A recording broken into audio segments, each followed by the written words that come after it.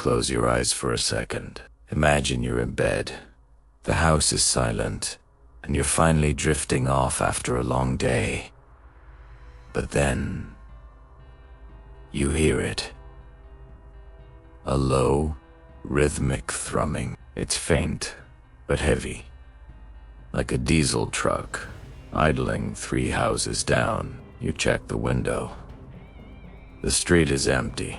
You put your ear to the wall. It's coming from inside the house. You put your head under the pillow. It's coming from inside your head. For the people of Taos, New Mexico, and dozens of other hum pockets around the world, this isn't a one-time annoyance. It's a life sentence.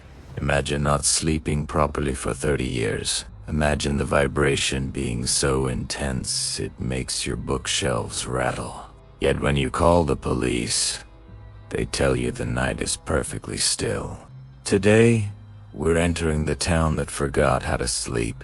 We're going beyond the urban legends to look at the classified documents, the failed scientific expeditions, and the terrifying biological reality of a sound that physically does not exist. But first, we have to go back to 1991, to the moment the silence died. In the spring of 1991, a strange phenomenon began to sweep through Taos. It started with one man, a local resident named Joe Mullins. He began hearing a sound that he described as a low-frequency hum. At first, he thought it was a neighbor's air conditioner. Then he thought it was a nearby factory, but the factory was 10 miles away and had been closed for years. Within months, Joe wasn't alone. Letters started pouring into the local newspaper. People from all walks of life, teachers, mechanics, lawyers, were all reporting the exact same thing. A sound between 30 and 80 hertz. For context, that's right at the edge of what the human ear can even detect. But it wasn't just a sound, it was a physical assault. Residents reported intense pressure in their ears, sudden nosebleeds that would ruin their bedding in the middle of the night, and a sense of vibrational vertigo that made them feel like they were standing on a moving train. One resident, who moved away in 1995, said that the hum didn't just prevent sleep, it changed who he was. He became aggressive, paranoid, and prone to hallucinations. He claimed the hum was speaking to him, not in words, but in emotions. Pure, unadulterated dread. By 1993, the outcry was so loud that the United States Congress actually got involved. This is a matter of public record. They commissioned a team of the world's most elite acoustic engineers from Los Alamos National Laboratory in the University of New Mexico. These are the people who designed secret military equipment and study the physics of the stars. They arrived with microphones so sensitive they could hear a pin drop in a crowded stadium. They set up sensors in the homes of the most affected residents. They monitored the air, the ground, and even the electrical grids. The results were chilling. The microphones picked up absolutely nothing. According to every piece of technology known to man at the time, Taos was one of the quietest places in America. Yet, while the machines showed a flat line, the residents were still suffering.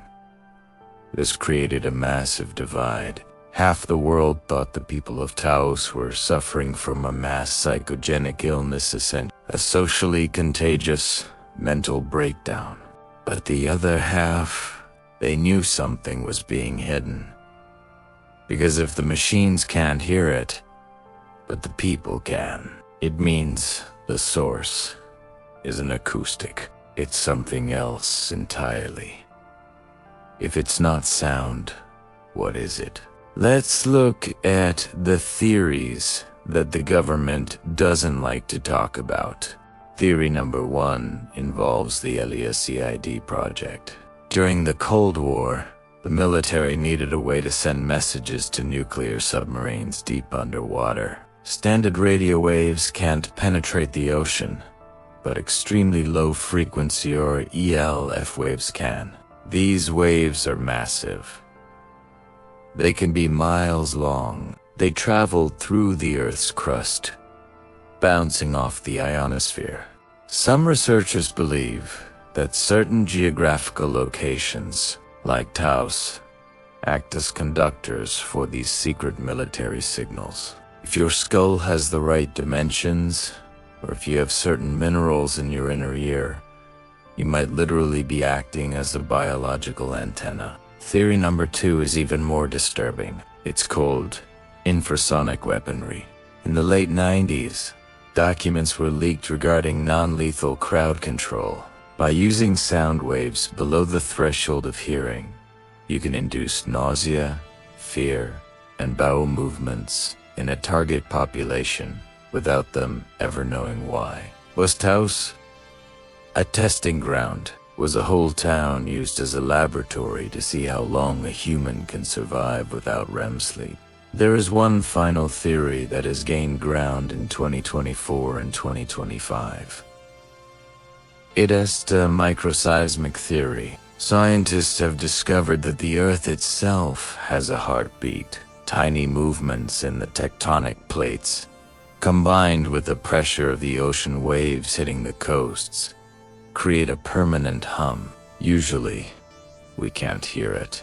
But as our world gets louder with 5G towers, massive electrical grids, and thousands of satellites, it's possible we are squeezing the Earth's natural frequency, pushing it into a range that humans can finally detect.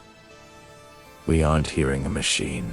We are hearing the Earth screaming under the weight of modern civilization. To this day, the Taos remains unsolved. Thousands of people still live there, walking through their lives in a sleep-deprived assay, waiting for a silence that may never come back. So, before you turn off this video tonight, I want you to do something. Sit in your room, turn off the TV, turn off the fan, and just listen. Is it truly quiet? Or is that low, heavy thrumming just beginning to reveal itself to you? If you've ever experienced the hum, or if you live in one of these silent towns, tell us your story in the comments. We are building a map of the unheard. Don't forget to subscribe for more untold stories.